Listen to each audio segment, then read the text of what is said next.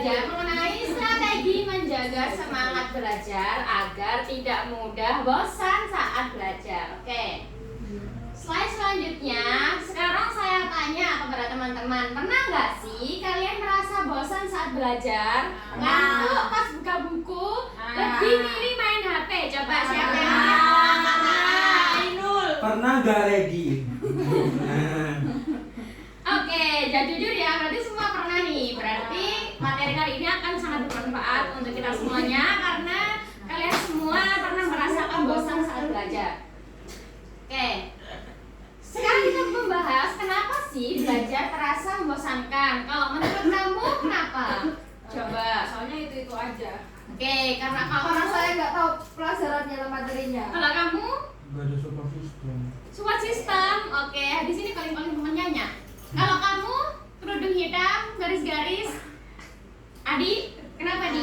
Aku suka ke distrik itu sih. Oke, berarti kalau dapat notif langsung gitu ya? gitu. Oh, kalau kamu sama. sama. Oh, yang belakang ini sama. Biasanya kalian belajar bareng ya? Iya. TikTokan berarti. Iya. Oke. Selanjutnya.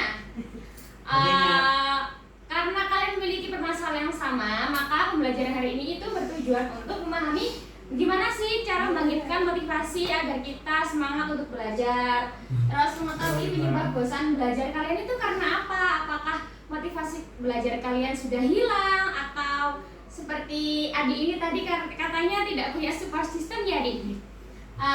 Lalu menentukan strategi belajar yang menyenangkan. Nanti kalian akan coba menentukan bagaimana strategi belajar yang cocok untuk kalian agar kalian semangat untuk belajar. Kemudian meningkatkan semangat belajar. Oke. Di sini apakah ada yang tahu apa itu motivasi belajar? Semangat Teman-teman. hidup. Semangat belajar, terus apa yang membuat kita kayak jadi semangat gitu. Ya, betul. Kalau kamu ada pendapat lagi nggak? Sama ya? Oh Sama. ya, sama. Oke, motivasi belajar yaitu adalah dorongan dalam diri untuk belajar. Jadi kalian mempunyai rasa semangat dari diri kalian sendiri untuk belajar, gitu. Kemudian membuat kita tetap semangat dan menentukan keberhasilan belajar. Oke, sekarang saya tanya lagi adik-adik, kenapa kalian cepat bosan? Kalau kamu kenapa? Gak ada support system. Ini bosannya karena bosan belajar apa gimana? Ya, ini mengenai belajar. Adik-adik. Mungkin Karena itu aja. Itu Karena aja. kadang nggak paham-paham. Oh gitu. Iya, gitu. Oke, berarti bisa jadi karena belajarnya monoton atau kata diri tadi tidak paham materi gitu ya, itu aja. Terus terlalu banyak distraksi seperti dia main scroll terus buat TikTok, terus ada tidak punya tujuan, dia masih bingung. Oke. Sebelum ke slide selanjutnya, kita akan ada permainan kecil-kecilan. Oke, di sini Ibu memiliki beberapa kartu. Di sini ada beberapa kartu. Isinya adalah Kartu tulisan. Lanjut, ya buat angkat. 3 menit. Kok cepet ya? Nggak apa-apa. Ya. Oke, di sini Ibu mempunyai beberapa kartu. Di sini berisi beberapa cara efektif dalam belajar dan beberapa yang tidak efektif. Oke, di sini kalian silakan membuat kelompok isinya 2 orang aja. Oke. Sudah menemukan temannya yang berdekatan aja boleh. Sudah. Coba. Oke, kelompok Kamil yang ini kedua. Coba dibalik dulu ya, jangan dibacanya. Fotonya. Iya, Fajar umroh ya. Amin. Panggil aku Haji Stephen. Coba dibalik dulunya. Fotonya jauh. Oke. Di sini cara bermainnya adalah bermainnya itu kayak battle cara belajar. Jadi di situ ada beberapa kartu yang berisi efektif dan tidak efektif. Nah, sekarang tugas kalian silakan saya beri waktu 3 menit untuk setiap kelompok. Silakan itu dipilih mana yang menurut kalian itu efektif untuk belajar dan tidak efektif untuk belajar. Oke? waktunya dan didiskusikan bersama temannya. Seperti SKS belajar. Wes no. Setuju. Setuju. Menunda pekerjaan tugas. Setuju. Ini nggak relevan dari sebelumnya. Apa nih? Hanya Ya. menghafal. Coba ayo dipikir. Setuju. Belajar ruang mendengarkan pelajaran Lono KDRT. belajar kelompok diskusi. Setuju. Gak setuju. Setuju. Anak individu. Membuat tugas kecil. Coba ayo Setuju. didiskusikan Enggak lagi. sudah. Oke. Kasih belajar. Setuju. Waktunya 2 menit ya. Kalian bisa mendiskusikan bersama temannya. Nanti akan saya tanyai satu-satu, oke? Oke.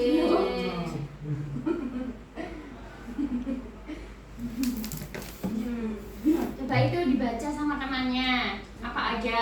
Kamu juga Yang Adi. efektif dulu apa yang tidak efektif dulu? Ini belum menjawab pertanyaan saya. Silakan diskusi dengan temannya aja. 2 menggunakan media sosial. Oke, saya akan pilih dulu. Video tutorial. Oh, well, up, bla bla bla bla bla bla bla bla bla bla bla bla bla bla. Wow, Ini lagu bu. berlatih dengan simulasi soal.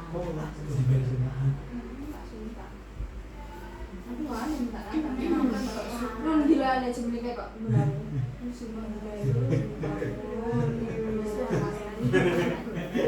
Cium pan.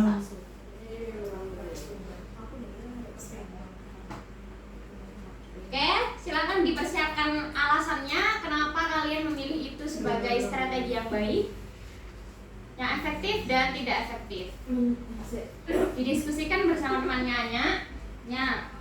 Ya, ini nyak kayak gini ya. Adi kenapa tidak semangat untuk belajar, Adi? Coba dilihat temannya. Gimana sih nyak kalau punya kelompok seperti ini selalu tuh. Ya, kita ini Aku tekniknya suka dengan diskusi ya, Adi. Makanya kalau jadi kelompok jangan excited sendiri. Kan kita ada yang sendiri kan? Loh, gak sih. Cium. Teks yang monoton, ngantuk. Udah bosan. Udah bu. Itu yang belakang belum ya. Sabar ya, Adi, mendengar temannya. Jadi lebih pintar, latih otaknya, dan gak mudah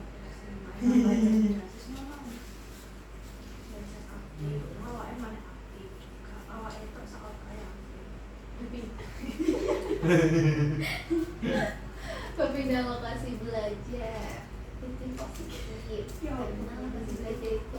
Oke, sepertinya waktunya udah cukup. Kelompok abu-abu sudah. Ibu guru kok cukup di kursi ya? Ini berarti kayak alasan ya? Ha-ha. Kelompok abu-abu sudah di belakang? Sudah. Oke. Permainan battle strategi belajar. Coba sekarang kalian siapa dulu yang mau ingin mempresentasikan? Hitam-hitam dulu ibu. Oke, Tamina, ya boleh. Ya. Coba sebutkan apa saja yang kalian pilih untuk efektif dan tidak efektif. Kemudian kenapa kalian memilih itu? Silakan dipresentasikan apa alasannya. Ya, yang pertama ini yang efektif. Yang pertama adalah menyiapkan cemilan dan air putih sebelum mulai. Kedua, membuat jadwal belajar rutin. Yang ketiga, menerapkan teknik. Itu boleh disertakan alasannya satu-satu nggak? Kenapa kamu Boleh. pilih efektifnya? Yang Coba. pertama membuat jadwal belajar rutin. Jadi supaya tidak keteteran. Kalau Lalu misal ada PR kan kita kan tidak keteteran ibu. Jadi Ya. supaya nanti PR-nya ini terkumpul sesuai jadwal seperti itu. ya. Nah, terus selanjutnya ada menyiapkan cemilan dan air putih sebelum mulai ini supaya kita fokus ya, supaya kita fokus ada tenaga untuk belajar. Kita Biar harus- moodnya baik juga ya. Iya, gitu. Terus selanjutnya ada menerapkan teknik Pomodoro. Pomodoro. Jadi Pomodoro, iya benar. Itu Ya. apa nama satu teknik? Nah, coba itu apa? Oh ya, nanti akan saya jelaskan di akhir ya, Nak.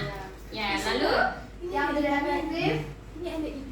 Saya membaca buku teks secara pasif berulang kali ya. Terus tapi ini maksudnya apa sih gitu. wow, itu tidak efektif ya berarti. Soalnya kan harusnya tetap dilanjutin gitu loh. Terus yang kedua ada belajar di atas kasur atau tempat tidur. Nanti jatuhnya malah bobo kalau di Ya, sosmed. itu biasanya kamu kayak gitu nggak? Kadang Oh nggak ada, itu katanya kamu juga tidak efektif ya? Berarti harus diperbaiki. Oke, selanjutnya. lalu menargetkan belajar satu buku sekaligus, karena kalau sekaligus nanti malah bebannya di pikiran. Jadi kalau bisa jangan terlalu diforsir. Ya betul, karena kesehatan otak dan mental juga perlu. Betul. Oke, tepuk tangan untuk kelompok hitam. Oke, selanjutnya silakan kelompok abu-abu mempresentasikan mana strategi belajar kalian yang efektif dan tidak efektif. Kemudian silakan disebutkan alasannya kenapa kalian memilih itu. Baik. Ayo, yuk kita. Ya, Iya, kelompok iya. abu. Yang positifnya itu menggunakan media sosial seperti video tutorial atau gambar. Ini biar belajarnya nanti tuh nggak bosen, jadi nggak hanya teks aja kan. Kalau baca teks, belajar teks aja kan lama-lama jenuh kan. Nah, Ya. perlu diselingi gambar. Oke. Lalu ada belajar aktif, membuat rangkuman atau peta pikiran. Itu bisa mempermudah belajar buat apa ya? Biar mudah lek dirangkum kan nanti. Oh ternyata yang penting ini aja. Ya, Jadi lebih bisa masuk. pakai warna-warna juga bisa ya. Iya, Biar ada terus tandanya. yang terakhir itu berlatih dengan simulasi soal. Nah ini bisa melatih pikiran anak tersebut untuk lebih apa? Gimana tadi diskusinya? Gimana? Lupa. Lebih apa ya? Ininya pikirannya lebih terstimulus. Ya, boleh. Iya, stimulus. Boleh. Begitu ibu. Ya. Lalu selanjutnya Yang negatif itu belajar diselingi makan berat dan nonton TV. Kalau diselingi makan berat kan jadi kan kayak belajar terus makan terus belajar lagi kan jadinya nggak selesai terus ya efektif. betul Kak. Terus habis itu Makan waktu juga ya. betul Iya, Ibu. sambil nonton TV juga bikin terdistraksi, nanti jadinya malah nonton banyak nontonnya daripada ngerjainnya. Nanti malah lupa tugasnya. Betul. Kedua, terpaku pada satu sumber teks yang monoton.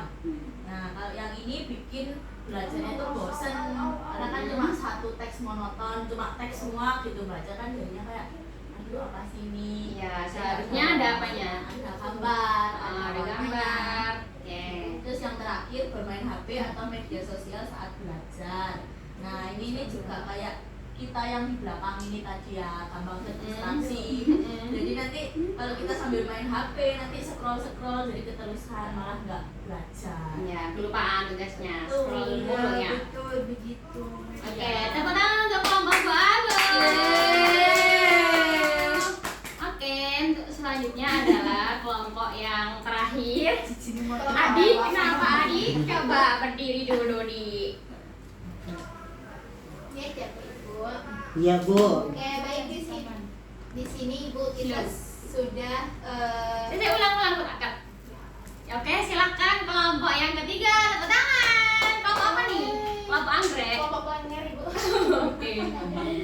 Lanjut, boleh dipresentasikan Oke, ya. di sini, saya sama Steven ya nama kamu Kevin, ya? Kevin. Oh sama Kevin sudah membuat macam hal-hal yang mungkin harus dihindari sama yang nggak dihindari begitu Ibu.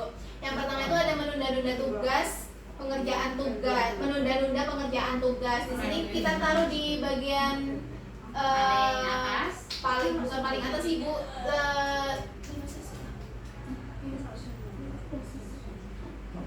Oh iya Ibu, maaf Ibu. Ya, gimana? Jadi ini kita yang menaruh yang paling atas itu belajar kelompok atau diskusi. Dikarenakan belajar kelompok sama diskusi ini kan membuat kita jadi semangat seperti itu Ibu. Ya. Membuat semangat Betul. dan kita kayak mikirnya itu enak bareng begitu. Kemudian yang kedua itu membuat target kecil yang spesifik per subbab. Jadi kita bisa tahu Ya, spesifik materinya itu seperti apa Ya. sehingga kan tadi juga lewat belajar kelompok kita bisa belajar bareng-bareng juga, kemudian Ya. berpindah-pindah lokasi belajar termasuk ke perpus atau ke kafe ini menurut saya itu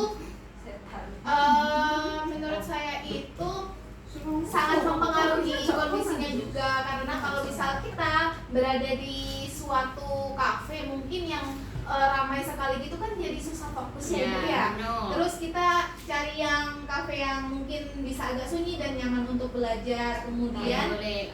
Sebentar, Kak, tanya kalau kamu ada kafe dengan perpustakaan, kamu milih yang mana? di kafe Ibu. Oh, pada kafe. Karena apa itu? Di perpustakaan itu kan kadang nggak boleh bawa minum, maksudnya kayak benar. minum-minum yang berasa-rasa gitu kan Ibu. Oh. Karena saya suka yang manis-manis jadi saya sukanya di kafe. Kevin manis gak, Kevin?